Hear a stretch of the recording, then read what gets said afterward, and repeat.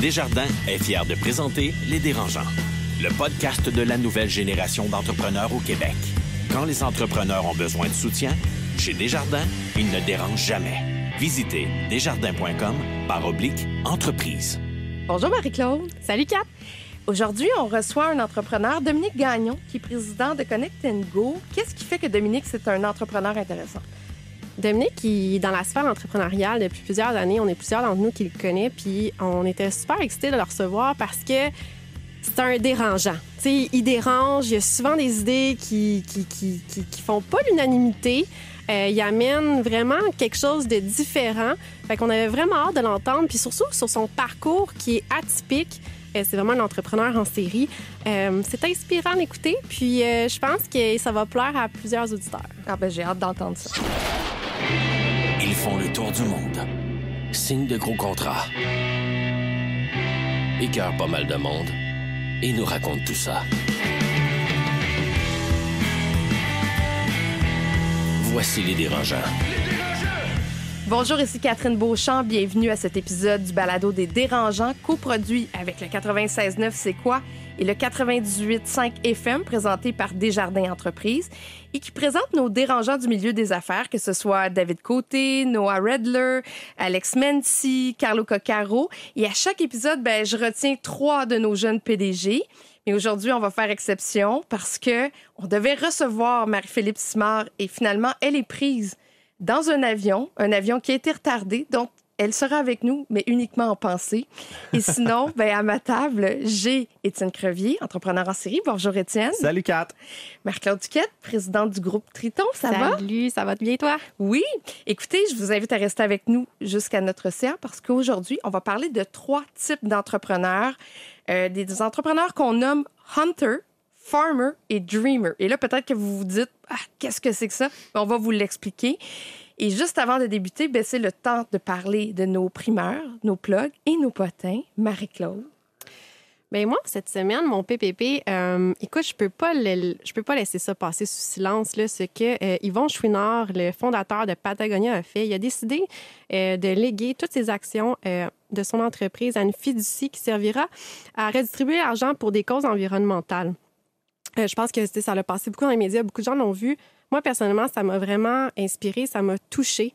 Dans les actions comme ça, tout n'est pas parfait du premier coup, mais c'est en faisant ces actions-là qu'il va y avoir un changement. Puis j'espère sincèrement que ça va inspirer d'autres entreprises à faire le même changement, ce même mouvement-là, que ça crée un mouvement.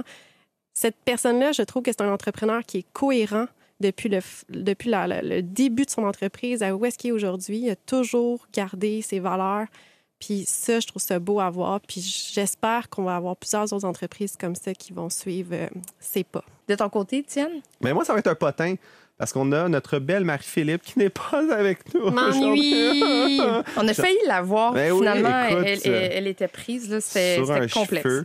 Fait que, écoute, elle a été retardée. Son vol a été annulé. Elle a été retardée, mise sur un autre vol. Fait que je la trouve un peu cow-boy d'avoir booké son vol et son enregistrement des Dérangeants la même journée. En tout cas, c'est parce qu'elle est tellement international. Oui, ils disent dans le générique du début, comme ils font le tour du monde, signe de gros contrats. Mais c'est pas un phénomène anodin que d'avoir son vol annulé. Puis on l'a vu, il y a C2 Montréal qui a eu lieu récemment. Et Naomi Campbell, qui était une tête d'affiche, n'a pas pu venir. Elle a posté sur son compte Instagram son vol annulé de London Heathrow. Puis elle s'est excusée. Elle a dit, par sorry. Air Canada, je dois dire. Par Air Canada, d'ailleurs. C'est pas très réjouissant. Et on voit de plus en plus d'artistes. Là, je faisais une petite recherche avant de m'en venir. Il y a beaucoup de musiciens qui annulent leur tournée parce qu'ils disent que les billets d'avion sont rendus extrêmement chers et ne sont plus fiables. J'étais avec un de mes amis, Jacob Charbonneau, qui a fondé l'entreprise Flight Claim, volenretard.ca. Et il me disait, il y a eu plus de vols annulés que de vols qui ont eu lieu cet été. Donc, en proportion gardée, je pense que c'était 57-58% de vols annulés. Comme si les compagnies aériennes, ce qu'ils faisaient, c'était carrément, on vend des billets. Si vous êtes prêts à les acheter, go. Puis après ça, on se démerde pour trouver du personnel ou trouver des avions. Puis si on n'en trouve pas, on les annule. Ce qui amène vraiment le concept pour aussi juste un entrepreneur ou un chef d'entreprise. Quand tu veux faire une tournée, quand tu vas aller visiter des clients, puis là, tu as vraiment une journée, une mission commerciale de booker. Hey, c'est gênant sur un temps quand tu arrives en retard. Donc, Puis, blague à part, en fait, moi, ça m'a vraiment convaincu d'investir dans volenretard.ca parce que j'ai fait, c'est là ou jamais. Mais c'est vrai, puis ça veut dire qu'on ne peut plus se fier sur un vol. Non, c'est fascinant. Pour vivre une expérience arrivée à destination, que ce soit un voyageur ou même dans le milieu des affaires. C'est très improbable. Déjà, je commençais à plus me fier au Uber puis leur temps d'arrivée quand j'en commandais un. Là, après ça, je me fie plus à la STM puis avec les métros. Là, comme Colin, comment je vais faire? Est-ce que les Bixi en manquent tout le temps? Finalement, je suis pogné chez nous. Bon, ben c'est bien. On s'arrête un instant. Et au retour, une entrevue avec Dominique Gagnon, qui est président fondateur de Connect & Go. Le podcast de la nouvelle génération d'entrepreneurs au Québec. Les dérangeants. L'entrevue de la semaine, une présentation du quartier général de l'audace du Cégep de Saint-Jérôme, un environnement unique au Québec pour étudier en entrepreneuriat ou démarrer son projet d'affaires, passer de rêveur à entrepreneur. Visitez qgda.ca. Dominique Gagnon, c'est le fondateur et le chef de la direction de la compagnie Connect & Go, qui est un leader mondial avec des bracelets intelligents. C'est un service qui rayonne aujourd'hui partout dans le monde parce qu'ils ont comme clients le Super Bowl, Disney, la NFL et les Jeux olympiques. C'est un entrepreneur en série, un battant. Bonjour Dominique Gagnon. Salut, comment vas-tu? Je vais très bien, merci. Comment on arrive à faire des bracelets comme ça, des bracelets intelligents? Moi, au départ, je pensais que c'était les bracelets lumineux qu'on voyait dans les spectacles, mais ça va beaucoup plus loin que ça. En fait, on fait pas les bracelets lumineux. C'est quand même drôle parce qu'on est 2 compagnies montréalaises qui font des bracelets. Tout le monde m'appelle pour les bracelets lumineux et tout le monde appelle Pixmob, qui sont ceux qui font les bracelets lumineux pour avoir mes bracelets. Ils sont donc encore en vie, eux autres? Ils existent? Ils existent. Ils ont survécu à la pandémie, ce qui est une très bonne chose. Puis ils continuent effectivement de faire beaucoup de bracelets lumineux, mais c'est drôle parce qu'effectivement, on se fait souvent appeler. Vous envoyez des lignes clients sans arrêt. Ah, c'est fascinant. Mais le bracelet dont on parle, c'est un bracelet intelligent. C'est un bracelet intelligent. C'est celui-là que vous avez porté si vous êtes allé à Oshéaga et le Sonic Festival d'été de Québec quand vous rentrez, à peu près tous les événements, la F1, etc. Donc, la différence, c'est qu'il y a un bracelet qui allume, qui est fait par une super compagnie montréalaise. Nous, c'est un bracelet avec une puce qui permet de contrôler les accès, donc les entrées et sorties. Et l'idée de ça, de base, c'est que dans le temps, au Festival d'été de Québec, les petits tannants comme moi rentraient au festival avec le bracelet de ses 4 chums, enlevaient les 3 bracelets de ses chums, les chippaient par-dessus et faisaient rentrer beaucoup de monde gratuitement. Donc, l'idée de base là, de notre technologie, c'était de contrer la fraude dans les grands événements. C'est comme ça que ça a été inventé. Puis oui, effectivement, nous, on fait des bracelets qui contrôlent les entrées et les sorties, qui fait du paiement. Donc, on crée une monnaie virtuelle, donc ce qu'on appelle le cashless, qui est de mettre de l'argent sur un bracelet, où on fait vivre des expériences avec les bracelets dans différents événements dans le monde. Mais il y a eu le avant et après COVID, là, sûrement qu'on va parler. Aujourd'hui, ça a beaucoup changé. On va y revenir à l'avant et l'après COVID. Mais je suis curieuse de savoir, faire vivre une expérience avec un bracelet, ça veut dire quoi? Ça veut dire plein de choses. En fait, le bracelet peut déclancher des sons, on peut faire des chasses au trésor, on a développé des expériences pour des lancements de films. Non. Ça pourrait être intéressant. On a fait des trucs funky, sincèrement. L'orgasme encore, on a quand même fait Fire Festival. Il y a une idée de business ici. Là. Faut pas, Comment on a l'idée de créer une société comme celle-là? Comment on a l'idée? Je me considère comme un opportuniste. C'est un mot qui est mal vu au Québec, mais moi, je considère qu'on devrait être plus opportuniste. J'ai un client, à ce moment-là, j'avais une agence de communication puis de publicité qui s'appelait Piranha. On faisait des apps mobiles puis de l'exploitation de commandites. Et j'ai Bleu, Blanc, Rouge, une grande agence montréalaise, qui m'appelle et qui me dit... Le Stade Saputo, qui est italien, aimerait faire une clé. Et quand tu rentres dans le stade, tu la scannes, puis ça dit « Bonjour Dominique, bienvenue chez vous ». Et ça publie sur Facebook. Parce que c'était vraiment les débuts là, de Facebook. Moi, je dis toujours oui, puis après, je me débrouille. Fait que je dis oui, je sais comment. J'avais aucune maudite idée. Je suis allé sur Google, j'ai tapé RFID, qui est la technologie qu'on utilise aujourd'hui. Et j'ai rencontré mon associé, Anthony, qui mettait des puces dans des camions pour traquer la fraîcheur des produits. Anthony est aussi mon menteur que moi, donc je suis allé le voir. Il me dit oui, je sais comment. Les deux, on n'avait aucune idée. Mais on a réussi à le faire et suite à ça, on a fait le Stade Saputo, qui a été notre premier mandat, qui a été un grand succès. Et je me rappellerai toujours, je suis rentré dans le bureau d'Anthony, qui était dans une compagnie de transport. Et je dis, Anthony, ça va s'appeler Connect & Go, puis on va conquérir le monde. C'était pas juste un projet. Et de là est fondée l'entreprise. Donc, c'est parti d'un projet entre 2 entreprises. Et par la suite, on en a fait une vraie business. C'est rare, mais d'apprendre qu'on est menteur, je savais pas à quel point ça pouvait nous servir dans la vie. Parce qu'habituellement, ça se retourne contre nous. C'est une qualité en affaires? Je pense pas. Je pense qu'on vit dans le déni ou qu'on est très convaincant. Okay. Je dirais pas menteur, mais je blague. Mon associé est écrivain de pièces de théâtre, donc on dit toujours qu'il y a un petit côté théâtral quand on va voir des clients. Mais je pense que c'est la confiance de savoir qu'on serait capable de le faire. Tu vends de la peau de l'ours, dans le fond. Effectivement, c'est un peu... bon, il y a eu des mauvaises histoires. Là. On peut quand même penser à Terrana. C'est des gens qui ont fait ça un peu make it until you fake it. Ben, Fire Festival. Fire Festival, on pourra en reparler. Je continue de penser que jusqu'à la dernière minute, il était convaincu qu'il allait réussir. Okay, fait que le gars est en déni. Total. Sincèrement, puis moi, on l'a vu, là, on était sur place. Mais non, je ne pense pas, en fait. Puis le mensonge... Je pense que oui, il y a quand même ce petit côté-là de dire qu'on avait une drive. Moi, pour l'association, on vient tous les deux de milieux très, très modestes. On est de base des gens qui veulent aller très loin.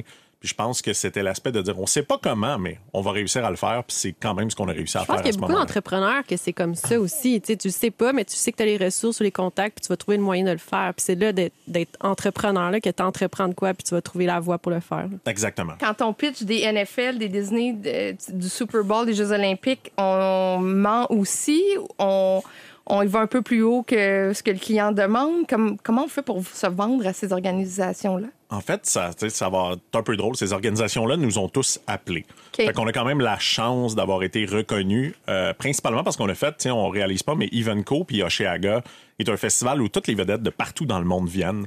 Donc, ça a été le deuxième événement qu'on a fait après le Stade Saputo, puis ça nous a amené une grosse notoriété, puis par la suite, est venu différents prix qui nous ont amené une reconnaissance, mais on ment-tu? La réalité, on a créé pour le Super Bowl quand même un tatouage semi-permanent qui permettait de payer avec son épiderme.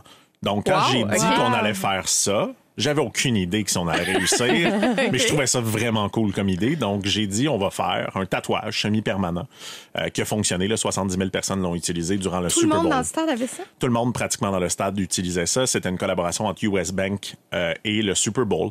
On a des vidéos de ça. On a fait un lancement avec Wired Magazine. Fait que c'est en fait, je pense, c'est le côté de...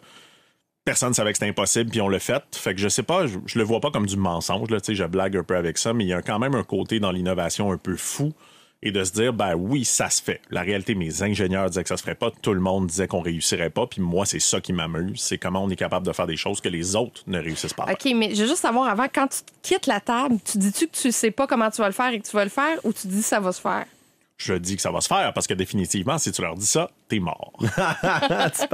Moi, ce que j'aime, c'est le petit gars de Québec. Quel quartier à Québec? Limoilou? Ah non, je suis un petit gars de Saint-Félicien. Donc, 9000 habitants à ce moment-là de régions éloignées qui ne pensaient que voyager, c'était se rendre à Chicoutimi acheter du linge. Puis Rimouski, c'est la grande... écoute, je savais pas que ça existait. Mais écoute, t'es comme un entrepreneur. Moi, ce que j'aime de ton histoire, c'est l'entrepreneur en série. C'est que tu l'as fait maintes et maintes fois. Tu sais, au début, Piranha, ensuite Muzo Technology, qui a été vendu / achat des dettes. Tu sais, comment ça s'est fini, cette histoire-là, tes premières entreprises? En fait, ma première entreprise, j'avais 14 ans, que j'ai vendue pour un peu plus de 56 000 quand j'avais 16 ans, qui s'appelait Mediatek Communication, qui était la première compagnie de création de sites web au Saguenay. Fait que ça a été ma première bonne aventure. Par la suite, effectivement, il y a eu Piranha, où j'ai été nommé l'entrepreneur de l'année Desjardins. Je suis allé aux comptes spéciaux la même année. Les comptes spéciaux, c'est pas être spécial. J'expliquais un peu à mes filles en blague de dire que j'étais déjà allé aux comptes spéciaux. Là. Pourquoi je parle de ça à une enfant de 7 ans, je le sais pas. Mais ma fille était comme, t'es vraiment spécial, papa. J'étais comme, ouais. Pas vraiment. Mais oui, Piranha, effectivement, je me suis fait frauder. Donc, je me suis fait voler 1,4 million de dollars. Quand j'ai arrêté de compter, je suis passé de héros à zéro. Ce qui veut dire qu'on était une entreprise en forte croissance, on gagnait des mandats partout dans le monde. Et du jour au lendemain, j'ai fait une proposition au consommateur, ce qui fait que je suis devenu un paria economicus, moi, que je m'amuse à dire. Donc, j'ai vécu les grands succès, mais j'ai vécu aussi le très, très bas et l'aspect sombre de l'entrepreneuriat. Mais ce que j'aime, c'est que tu as quand même décidé de recommencer. Je veux dire, tu as vécu les plus grands ups, les plus grands downs, assez pour que quelqu'un fasse comme « fuck off, plus jamais, je vais être fonctionnaire le restant de ma vie ». Parce que comme je veux juste plus de stress. Mais non, t'es reparti, puis là, t'as fait une autre entreprise, Propulse, t'as fait Carlab. Puis, tu sais, comment est-ce que tu trouves cette résilience-là de te relever avec tellement de cicatrices et de claques à la gueule? Je pense que c'est un mix de folie, mais aussi du milieu dans lequel je viens. Je viens d'un milieu modeste. Moi, j'ai eu d'excellents parents, malgré qu'il n'y avait pas beaucoup d'argent. Et j'ai pas cette peur-là parce que je suis pas attaché au bien. Donc ça, je pense que c'est quelque chose qui m'aide énormément. Mais définitivement, oui, j'ai tombé au plus bas. Après, je ne peux pas travailler pour quelqu'un. Tu sais, c'est aussi, j'ai toujours dit, c'est pas un choix dans ma vie. Là. J'ai un trouble d'opposition élevé, je déteste les règles, je suis incapable de travailler pour quelqu'un, ce qui fait que oui, je rentre quand je veux, je pars quand je veux, je fais ce que je veux, je m'habille comme je veux. Donc, j'ai une liberté un peu plus grande, mais moi, je ne considère pas comme entrepreneur. Et ça, c'est l'image là, un peu fantasmagorique de l'entrepreneuriat, de dire, t'es ton propre boss. Non, t'as toujours un boss. Au pire, c'est ton client. Ou ta femme. Marie-Claude, tu avais une question? Ben oui, la première fois que je t'ai rencontrée, je me rappelle, dans une conférence. Puis toi, tu dis, ben moi, je pense pas que tu peux vraiment réussir en affaires si t'as pas fait de faillite. T'sais, si t'as pas touché le fond du baril, tu peux pas dire que tu vas vraiment réussir. Tu sais, ça m'avait quand même, shaké quand t'avais dit ça. J'ai dit, ben, faut-tu vraiment aller là pour pouvoir réussir? Tu sais, aujourd'hui, tu vois ton parcours, tu t'en as mangé, comme Étienne disait, des claques à la gueule. Est-ce qu'aujourd'hui, tu te remets, comme personne ne veut se remettre dans cette situation-là, de refaire, de faire faillite ou de. Comment est-ce que tu vivrais ça aujourd'hui, ce que tu as vécu dans le passé, t'étais super jeune à ce moment-là. Là, aujourd'hui, avec l'homme que t'es, avec l'expérience que t'as, comment tu vivrais ça aujourd'hui? En fait, je pense que j'ai tout perdu parce que j'étais trop confortable. Je me suis fait faire un tatouage suite à ça d'une citation de Steve Jobs qui est « Stay hungry, stay foolish », de rester fou et de rester affamé. La réalité, je continue de me mettre continuellement à risque. Dernièrement, j'ai fait un investissement où j'ai tout repris ce que j'avais, je l'ai remis dans un investissement. Je n'aime pas cette zone de confort-là. Je n'ai pas nécessairement peur de retourner à ce moment-là. Je ne pense pas qu'il faut tomber aussi bas pour réussir, mais je pense, en fait, moi, je suis tanné un peu des dragons, un peu de l'image entrepreneuriale à succès où tout a l'air toujours beau, tout a toujours l'air facile. Pourquoi? Ouais, pourquoi? En fait, c'est du mensonge pur et dur. Ça, c'est du mensonge? Celui-là? Ça, c'est du mensonge. Ouais, celle-là, oui. Mais raconte, je suis curieuse de savoir pourquoi tu... Puis c'est des amis. Fait que c'est des longues discussions. J'étais dans l'avion dernièrement avec Nick Duvernois puis Marie-Josée, qui est deux bonnes connaissances, avec qui je donne des conférences. Moi, les dragons, là, OK, je donne des 50 000 à gauche, à droite, de l'image un peu trop léchée de l'entrepreneur qui a l'air d'avoir juste des succès. La réalité de l'entrepreneuriat, c'est des échecs. Moi, ce que j'ai appris, en fait, vraiment, c'est que j'aime mieux vivre des micros-échecs en série que vivre des très gros. Puis Piranha, c'est un peu ça. En fait, j'ai vécu plein de succès. C'était comme une accumulation de trop de succès, ce qui fait que j'ai tombé très, très bas. Et oui, le star system entrepreneurial, je trouve qu'il est faux. Je trouve qu'on devrait arrêter de dire aussi aux gens qu'ils doivent être entrepreneurs puis essayer de dire que tout le monde devrait l'être. Moi, je dis toujours, ne faites pas ça. C'est dangereux, ça fait mal. C'est pas tant le fun que ça, sincèrement. Puis les vrais, ils vont quand même le faire, ils vont pas m'écouter. Mais je suis tanné, en fait, de cette image de l'entrepreneur parfait et de dire, il vient de lever 100 millions, puis c'est normal, puis il donne des 50 000 à gauche puis à droite. Moi, sincèrement, je connais plusieurs dragons. Je pense que la plupart n'ont pas les moyens financiers de faire des investissements. Et t'as voulu être dérangeant? Pourtant, t'aurais aimé ça être un des dérangeants, non? Pour moi, en fait, il y a quelque chose d'intéressant dans cette approche-là, justement, qui est un peu l'approche, puis badass de dire, OK, je dis la vérité. J'écris dans les affaires, puis généralement, évidemment, je vais être très transparent dans lequel j'écris un blog sur dire que travailler plus dur, c'est stupide. Que les entrepreneurs, c'est comme des fraudeurs. Puis la GRC m'ont écrit à ce moment-là, j'ai écrit un article de dire qu'on devrait, en fait, s'inspirer des plus grands criminels en entrepreneuriat. Parce qu'il y a énormément de liens, by the way, entre la criminalité et l'entrepreneuriat. C'est un article, d'ailleurs. Mais la GRC m'ont écrit, puis ça m'a quand même remis en question en me disant, nous n'enquêtons pas sur toi, mais t'as l'air de savoir comment faire. Fait que c'est un peu l'objectif. Fait que oui, j'aime prendre la parole, j'aime prendre le risque qui vient avec prendre la parole, mais je n'aime pas cette image. Justement, moi, je suis prêt à dire que j'ai fait une proposition consommateur. Sincèrement, là, de dire ça, c'est très dur. Je suis pas encore prêt à écrire un article. J'ai écrit 3 fois un article dans les affaires que j'ai supprimé sur ça parce qu'on dirait que je suis encore brassé par ces moments-là émotivement. Reste que je considère que la plupart des entrepreneurs, là, c'est 80% font faillite. Mais quand on va au Dragon, ils nous montrent juste les succès. Ils nous montrent juste les entreprises qui ont réussi. Ils nous montrent pas les échecs. Puis moi, je pense que les grands entrepreneurs ont énormément échoué. Y a-tu vraiment une place pour l'émotion après tout ça, après toutes les claques à gueule puis les cicatrices? Je suis quand même diagnostiqué hypersensible. Hein. Fait qu'il y a l'image. Avec le TDAH, souvent. Avec le TDAH, le HPI. Donc, définitivement, j'ai pleuré dans l'auto à chaque jour durant la pandémie. Je rentrais en pleurant avant le bureau. Je dirais que je pleure au minimum 1 à 2 fois par semaine. Fait que oui, il y a une certaine image extérieure. Puis probablement que même moi, des fois, j'essaie de le montrer moins. Mais définitivement, il y a énormément de place pour l'émotion, énormément de place pour la peur. Exemple, depuis la proposition consommateur, je suis insécure financièrement. Je prends énormément de décisions un peu pour me protéger financièrement. J'ai pas de placement, pas de REER, mais j'ai vraiment beaucoup d'argent dans mon compte chèque que je touche pas parce que je veux qu'il soit accessible. J'ai pas de dette. Puis je pense que la peur, c'est aussi un bon garde-fou parce que sans ça, je serais dangereux. Je m'en voudrais de t'avoir invité au micro des dérangeants puis pas de te parler de bigarade. T'es-tu à l'aise d'en parler? T'es-tu aujourd'hui? Je suis à l'aise d'en parler. Je trouve que ça a le peu de valeur. Fait que, est-ce que je suis à l'aise d'en parler? Oui. Encore une fois, je me suis fait frauder pour une 2e fois. Fait qu'on pourrait dire que je suis un peu naïf. Mettons, si on remet en contexte, juste peut-être expliquer pour les gens qui ne connaissent pas l'histoire. Ouais, en fait, durant la pandémie, j'étais en train de tout perdre. J'avais plus d'employés. Il y a une entrepreneur qui m'a été référée entre autres par un dragon et par un ami. Ami d'amis, là. D'amis d'amis. Une fille connectée. Puis que même Étienne connaissait puis qui pensait du bien à ce moment-là. Elle me dit, je suis en train de faire des masques pour aider les gens, mais je suis pas capable de les shipper, je suis pas capable de les produire. Donc, j'ai beaucoup de défis. Moi, à ce moment-là, je ship des bracelets. Je me dis, shipper des masques ou des bracelets, c'est la même chose. Je suis capable d'opérer, en fait, cette business-là avec mes employés que je suis en train de mettre à pied puis je voudrais les sauver. Donc, j'ai monté une équipe, j'ai gardé tous mes employés au travail, je les ai payés.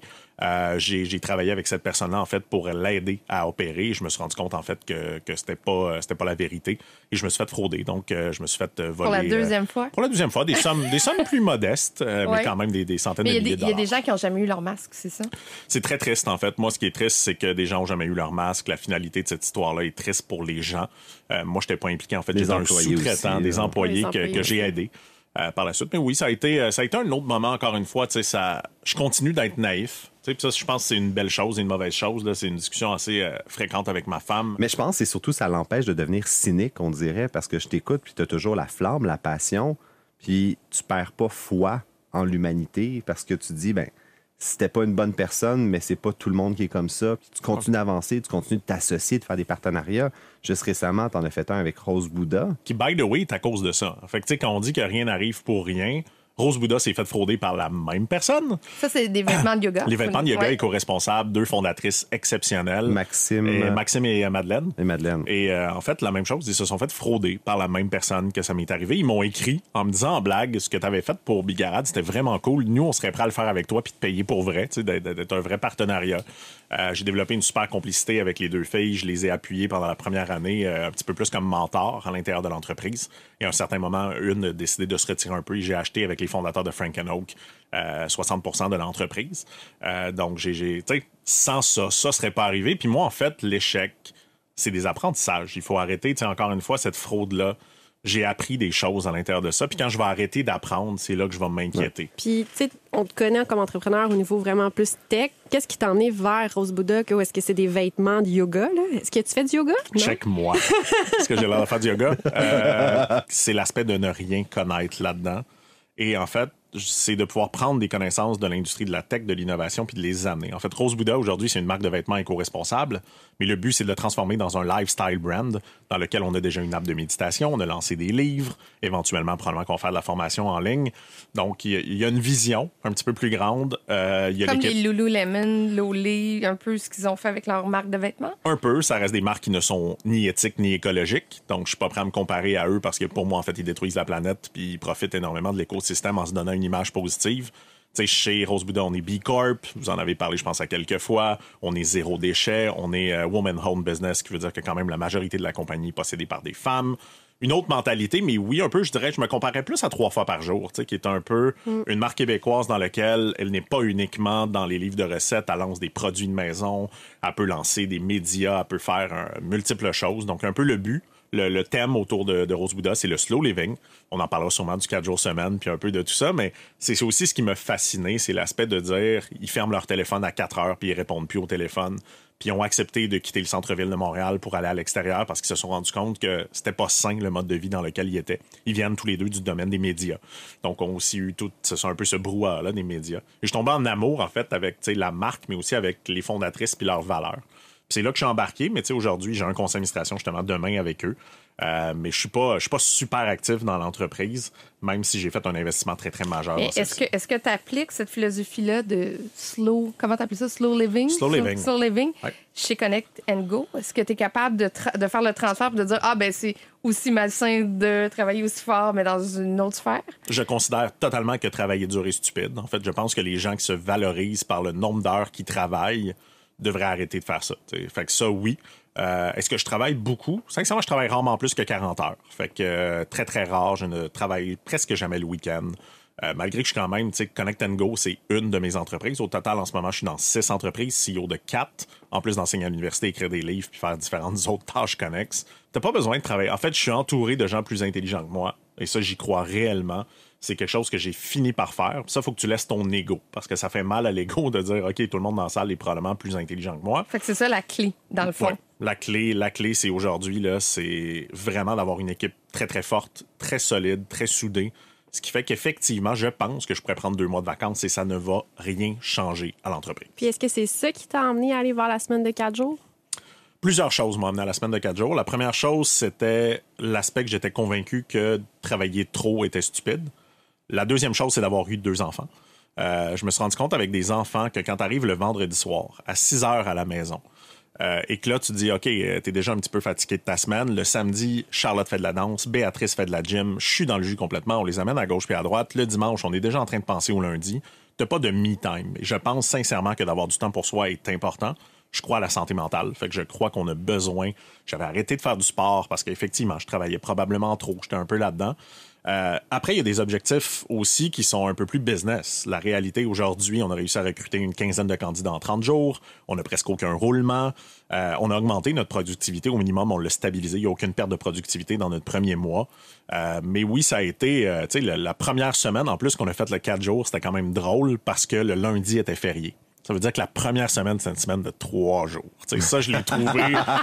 J'ai dit à ma directrice culture et talent, 4 jours, je suis confortable, mais 3, je trouve ça un peu léger. Est-ce que ce sont des horaires qui se chevauchent ou c'est la même journée? Pour Le vendredi est mort. Le vendredi est mort, OK. Le vendredi est mort, OK. mais il faut pas oublier qu'on est une compagnie avec un service à la clientèle 24 sur 24, 7 sur 7. On a certaines rotations, il y a différents postes qui doivent rester en place, mais je dirais que 80% des employés ne travaillent plus le vendredi. Et c'est une consigne aussi du leadership. On n'envoie pas de courriel le vendredi. On laisse les gens faire des choses pour eux le vendredi. Fait que Disney qui t'appelle vendredi puis qui veulent une commande de 250 000 bracelets pour lundi, tu dis « rappelle-moi lundi ». Première chose, il y a un problème de manufacture mondiale qui fait qu'ils les auront pas de toute façon lundi. La réalité, il y a peu de chances que je le réponde. On a un service en fait d'urgence, ce qui veut dire que si un client a un problème technique et qu'il ne peut pas opérer son attraction à cause de notre plateforme, il y a quelqu'un qui lui répond à la minute. Hein. On a des SLA, on a des trucs comme ça. Je pense qu'il n'y a aucune commande qui nécessite une réponse instantanée. Fait que, tu sais, je l'ai entendu la question. J'ai écouté, évidemment, le podcast la semaine dernière. Fait que tu me poses la question de Noah. Écoute. Je pense que Noah pensait que j'aurais répondu, mais non, je ne pense pas que je T'étais répondrais. préparé. Ah. Je pense pas que je répondrais. Puis je pense pas que c'est nécessaire. Puis je pense qu'encore une fois, OK, pourquoi Disney t'appellerait puis en aurait besoin lundi? Je vois pas la situation, en fait, qu'il nécessite. S'il y en a une, je vais répondre, mais je vois C'est peut-être pas peu le de meilleur pertinence. contrat de toute façon, tu sais, si c'est si rush. Mais ce qui est fascinant, c'est que tu as mis ça en place, puis tu viens de closer une ronde de 17 millions pour ta série A. Puis là, j'ai le communiqué de presse devant moi qui est quand même avec Finalta, Carré, Financière Outremont.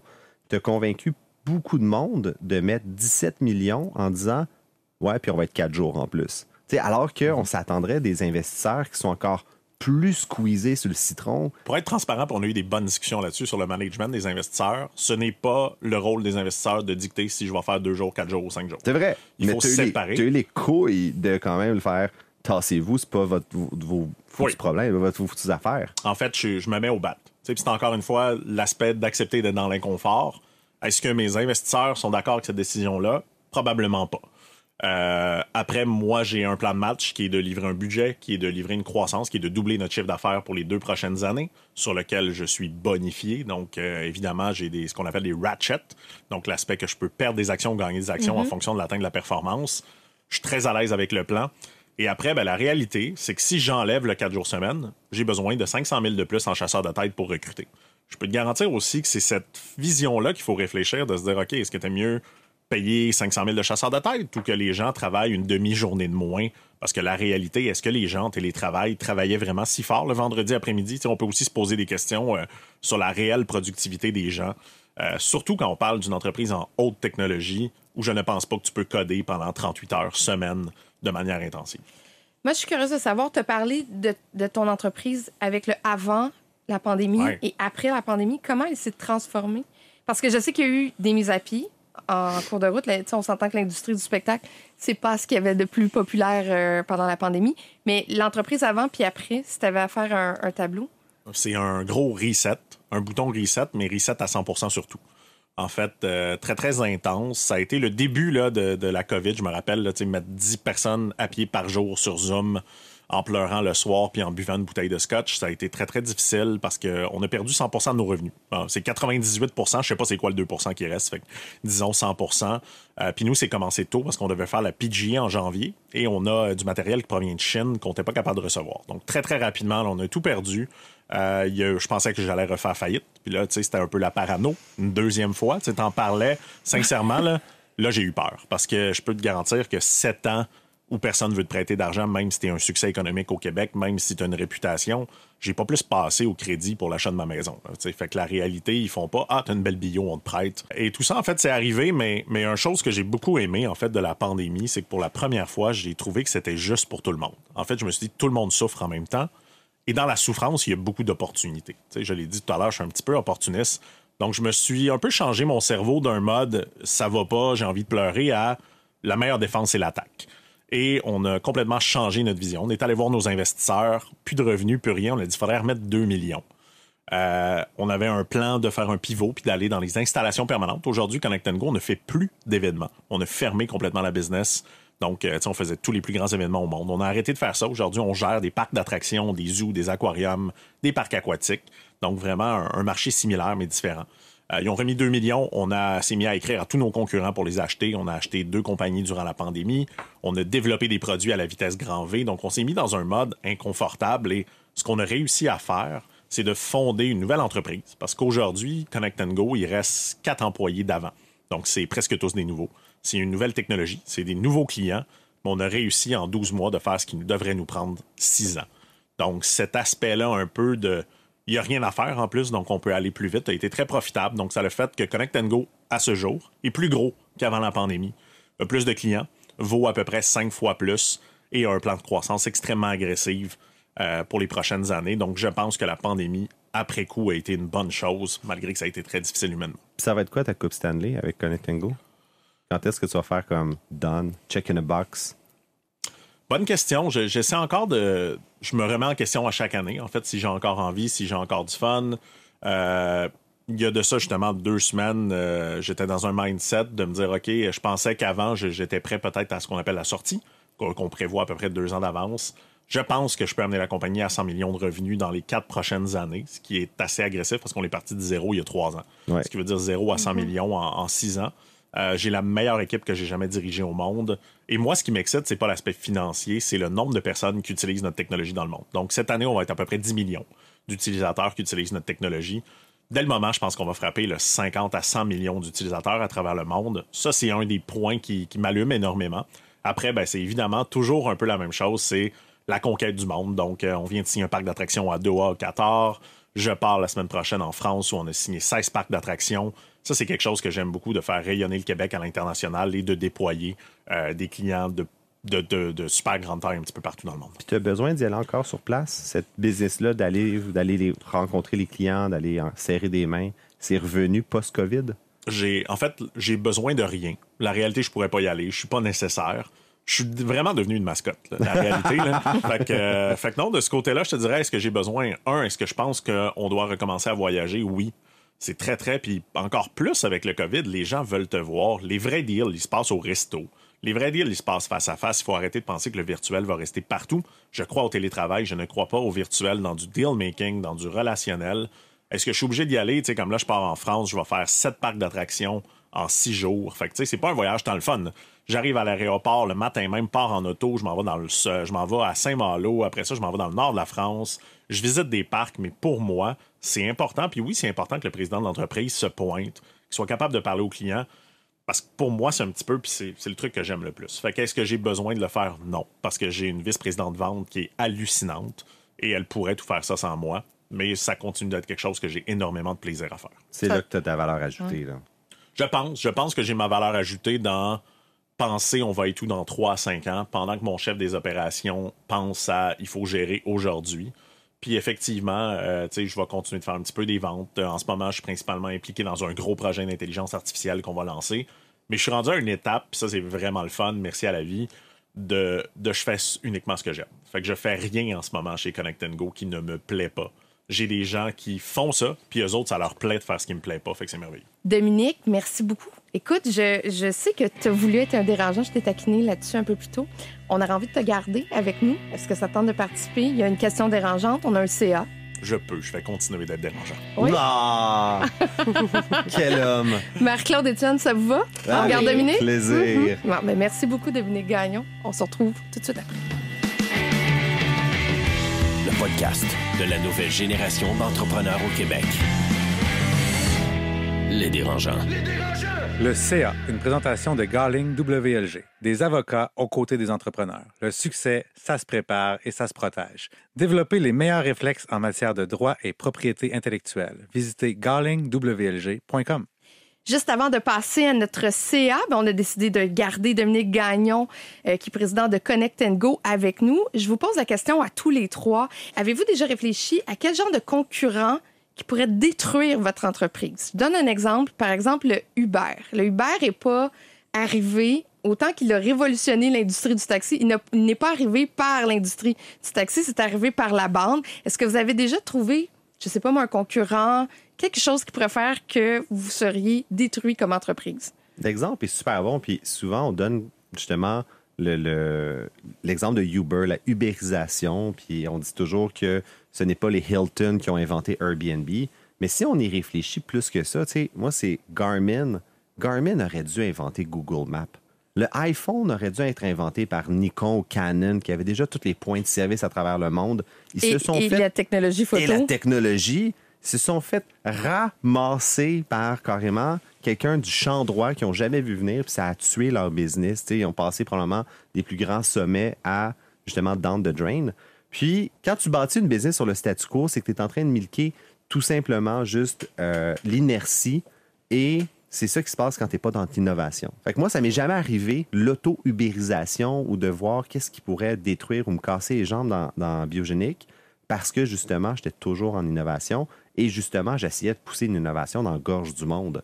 Fait qu'à la limite, c'est moi qui faisais chier les pharmaceutiques, c'est moi qui faisais chier les compagnies qui étaient beaucoup plus déjà établies. Puis là, eux, ils me voyaient en disant « Fuck, le Uber est en train d'arriver ». Assez intéressant, puis je suis assez d'accord avec Étienne sur ce point-là. En fait, ça revient encore à la zone de confort.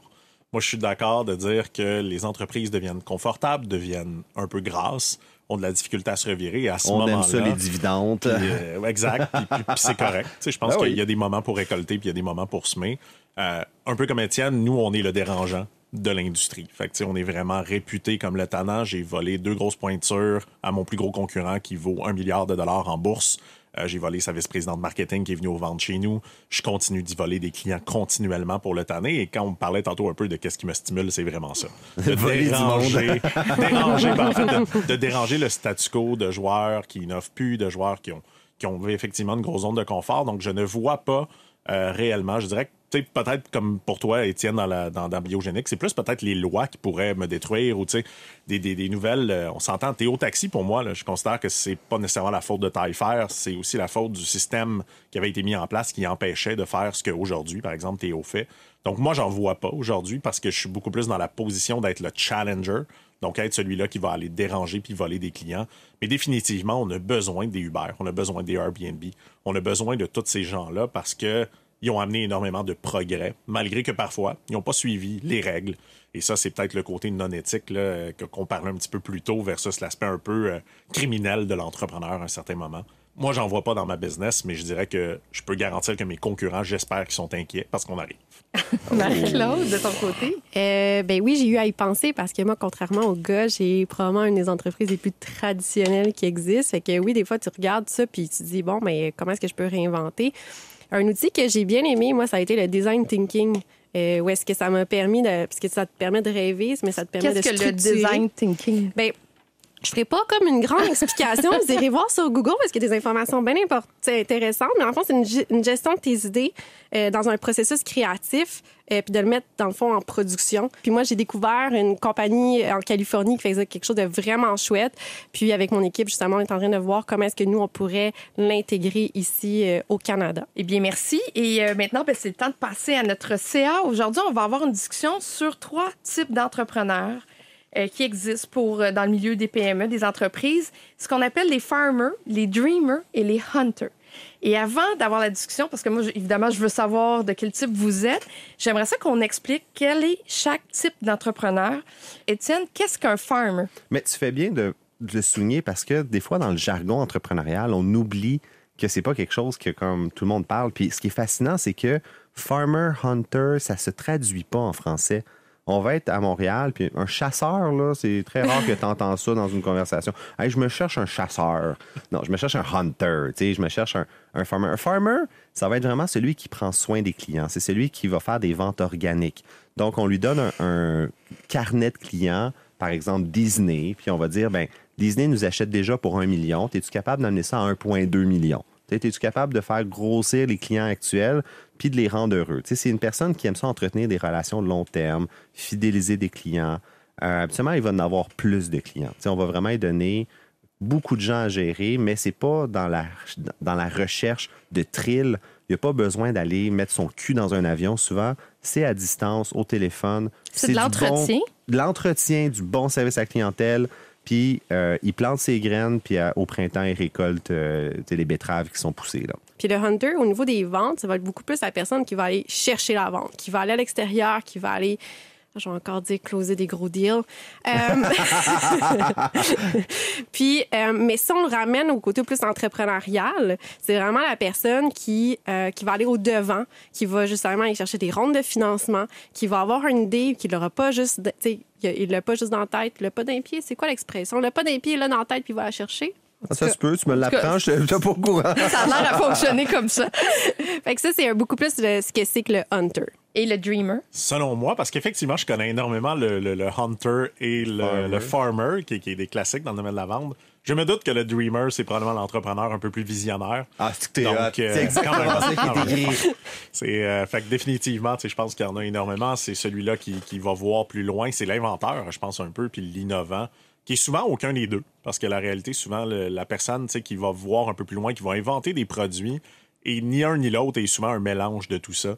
Donc, je pense que le rêveur, effectivement, pour moi encore, j'aime pas tant le mot parce que je me dis que souvent un rêveur ne réalise rien. Oui, que ça pourrait être un pelleteux de nuages. Exactement, ou peut-être un Andy Newman de WeWork là, qui rêvait beaucoup trop gros pour livrer la marchandise. Il y en a eu beaucoup aussi d'entrepreneurs rêveurs qui ont peut-être un peu détruit l'image de l'entrepreneur. Mais définitivement, je pense que c'est cet aspect-là, en fait, d'être capable de voir plus loin puis d'avoir un petit peu le fantasme de créer quelque chose qui n'existe pas aujourd'hui. Ma première question, est-ce que ça prend les 3 dans une entreprise pour être équilibré? Oh! Moi, je pense sincèrement oui, en fait. Puis on a beaucoup vu cette formule-là dans le Québec baby boomer.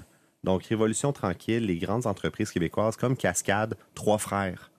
Il y avait 3 styles complètement différents. Un farmer, un hunter, un dreamer. Et ils se sont alternés.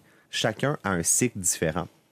Et moi, là, c'est peut-être atypique comme vision, mais on va souvent dire que pour starter, avoir une nouvelle idée d'entreprise, ça prend un dreamer. Faux. Moi, je suis complètement pas d'accord avec ça. Puis, tu sais, les Elon Musk, les Steve Jobs qui ont l'imagination. Non, tu peux être un dreamer quand tu as 1 million de chiffre d'affaires derrière la cravate. Quand tu peux avoir l'oxygène pour respirer. Ça prend un hunter au début. Ça prend quelqu'un qui va à la chasse, qui veut avoir des médailles de guerre, qui veut afficher un CV. Parce que si tu n'as pas un hunter, si tu n'as pas le couteau entre les dents, le goût du sang, tu vas pas chier loin. À la limite, tu es un nerd qui se tape un trip techno dans ton sous-sol, puis OK, tu es un beau dreamer, mais tu règles aucun problème, il n'y a personne qui paye. Je te vois, Dom, tu hoches la tête. Non, pas d'accord. Vas-y. Shoot it. En fait, un des meilleurs livres que je l'ai lu, From Good to Great, définitivement, que tu as lu de Tim Collins, qui dit qu'en fait, les plus grands entrepreneurs, on a l'image, encore une fois, sensationnelle de l'entrepreneur hunter. C'est ce que je suis, sincèrement. Là, moi, je suis un peu chasseur, couteau entre les dents, un peu ce que Étienne disait. La réalité, c'est que toutes les études prouvent que les meilleurs entrepreneurs sont des introvertis. Que les meilleurs entrepreneurs ne sont pas les grandes gueules qui coupent la parole puis qui parlent devant tout le monde. Pas d'accord. mais fait que la réalité, je suis d'accord avec toi qu'il faut de la confiance, définitivement, mais je ne sais pas si définitivement il faut absolument un profil complètement chasseur, là, pour utiliser le terme, pour réussir à être entrepreneur. Je pense qu'il y a différents types de profils de gestion. Je pense que oui, on a besoin d'un mélange. Parce que si tu mets que des profils hunter ensemble, c'est un peu comme plein de gars qui swipent sur Tinder ben trop vite puis qui n'entretiennent rien. Ça va... Même, je pense que ça peut être autodestructeur. L'analogie est dans une boîte. Ouais. Non, l'analogie est parfaite. Exactement. Elle est on point. Mais c'est la même chose avec les cueilleurs. Parce que si tu as juste des gens qui cueillent puis il n'y a personne, grosso modo, qui ramène les semences. Donc oui, je pense qu'on a besoin d'un mix de tout. Ben, tu sais, pour répondre à ta question, là, de manière nice and sweet, moi, je te dirais que si tu n'as pas ces 3 facettes-là dans ta business à emmener, ben, tu vas mourir. Parce à un moment donné, c'est ça. À un moment donné, mais tu vas mourir. Puis moi, je vais parler pour moi. Moi, j'incarne le farmer, là, comme probablement autour de la table. Je l'incarne super bien. Là. Oui, t'es la personne la plus sweet. On veut juste comme être ton ami puis te texter, fait que c'est sûr. Mais tu sais, ça m'a réussi, mais ça l'a joué contre moi. Il y a un moment donné que j'ai pas eu le choix. J'ai regardé mes ventes, j'ai regardé mon développement, j'ai regardé où est-ce que ça s'en allait, puis j'ai dit, si je deviens pas hunter dans le prochain mois, là, ben, pas là, mais ça s'en vient. Puis j'ai dû devenir hunter pour ma business. OK, puis la nuance, c'est pourquoi pas aller chercher un hunter? Ben, tu vois, moi, je suis allée chercher un dreamer. Puis là, je sais, ça va sonner bizarre que toi-même, t'es pas dreamer. Parce qu'en développant le hunter, en même temps, je suis quelqu'un qui fait arriver les choses sur un esti de temps, mais je peux pas sacrer. Mais c'est fait. Je pense que j'ai déjà violé cette règle maintes et maintes fois dans chaque épisode. On est rendu une société laïque. Mais ouais, non, moi, je suis allée chercher un dreamer parce que j'étais juste trop proche de mes choses, je le voyais pas. Puis je me rendais compte que, pas que j'acceptais le statu quo, j'étais juste... J'avais besoin d'aide à ce niveau-là, puis ça m'a juste donné la go, moi, pour aller conquérir le monde avec ses rêves, même s'il était pas... qu'il n'y avait pas de part dans la business, il était capable de rêver pour moi. Mais je pense que c'est le danger, puis tu sais, corrige-moi si je me trompe, Dom, mais le problème du dreamer, c'est qu'il est extrêmement attachant. Tu sais, quand mettons, tu as une entreprise, que tu as une farmer ou tu as un hunter qui est à la tête de ça, puis là, tu as un dreamer qui arrive dans l'équation, puis là, il fait sa place. Tous les employés l'aiment, esti. Ou pas.